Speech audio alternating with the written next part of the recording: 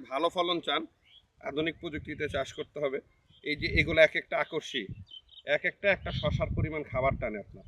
আপনার 30-40টা শশার করা গুইনা কোনো লাভ নেই। আপনাকে যেটা গুনতে হবে আপনার মেইন ডাল কতখানি শক্তিশালী, রোগবালাই আছে কিনা, শাখা কম থাকবে। শশা একটা গাছে যদি 16টাও তোলেন তাহলে কতখানি হয় হিসাবই বললাম যে 16টাও তোলেন একদম ফুল থাকা অবস্থা। 250 গ্রাম কাঞ্চন মানে কি ফুল সহ শশা।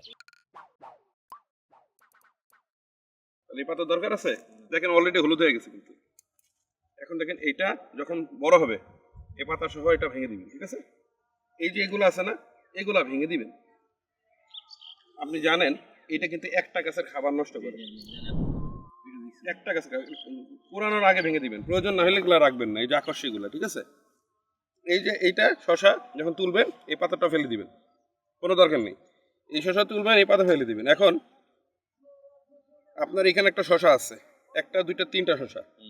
নর্মালি হলে এখান থেকে একটা দুইটা তিনটা জালি রাখার পরে তিনটা করে জালি রাখবেন। তারপরে কি করবেন, এই যে চতুর্থ যে জালিটা আছে না, 1 2 3, চতুর্থ যে জালিটা এটা নিচ থেকে ভেঙে দিবেন। মায়া লাগতেছে না? এই যে এরকম ভেঙে দিতে হবে। এটা শাখা, এটা শাখা তো, এটা মেইন ডাল না। তাইলে কি হবে, এইখানে আপনারা কোনো পেরেশানি করার দরকার নেই। আপনি এটা এখানে ঝুলা রাখেন, এই দুইটা শশা উঠবে, ডাল সহ এটা ক্লিয়ার, ঠিক আছে? উপরের ডাল বড় হবে। আর যদি এটা না করেন গাছে থেমে যাবে। গাছ থেমে গেলে শশা আসবে? গাছ থেমে গেলে মানে শশার ফলন শেষ, ঠিক আছে? একটা জিনিস খেয়াল করবেন, যেই গাছে শশার শাখা পোশাখা কম হয় ওই গাছে শশা বেশি হয়। কেন? খাবারটা নষ্ট হয় না। আর যদি আপনি শাখা পোশাখা নিজে কাটে দিতেন, শাখা পোশাখা বেশি হইলে সমস্যা ছিল না। শশা গাছ কেন আপনারা ডালপালা কাটবেন দর্শক, আপনাদেরকে হাতে কলমে দেখাইলাম যে উনি ফলনে খুশি হয়েছেন না বেখুশি। আপনাদের ফলন যা হয়েছে করোনা খুশি আলহামদুলিল্লাহ। খুশি না? আপনি তো খুশি বলি তো 6 বছর ধরে করেন, তাই না?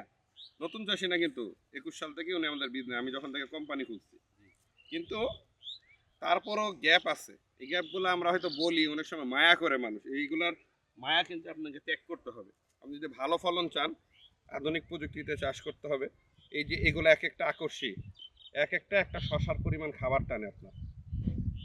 লস না? আপনার 30-40টা শশার করা গুইনা কোনো লাভ নেই। আপনাকে যেটা গুনতে হবে আপনার মেইন ডাল কতখানি শক্তিশালী, রোগবালাই আছে কিনা, শাখা কম থাকবে। শশা একটা গাছে যদি 16টাও তোলেন তাহলে কতখানি হয় হিসাবই বললাম যে 16টাও তোলেন একদম ফুল থাকা অবস্থা। 250 গ্রাম কাঞ্চন মানে কি ফুল সহ শশা। এইটুকু সাইজের শশা যদি হয় এটা মানে 200 গ্রাম হবে।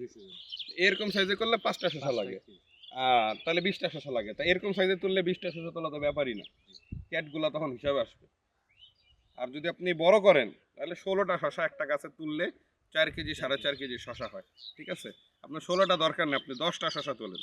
আমি যেভাবে বললাম সেভাবে করলে যে 10টা না ওঠে আপনি আমার ধরেন। গাছ যদি সুস্থ থাকে আর যদি 10টা শশা না হয় তাহলে আপনি আমাকে ধরেন। গাছ সুস্থ রাখতে হবে, জমিতে ঘাস রাখা যাবে না, মাটির পিএইচ ঠিক রাখতে হবে। ওনার মাটির পিএইচ কত?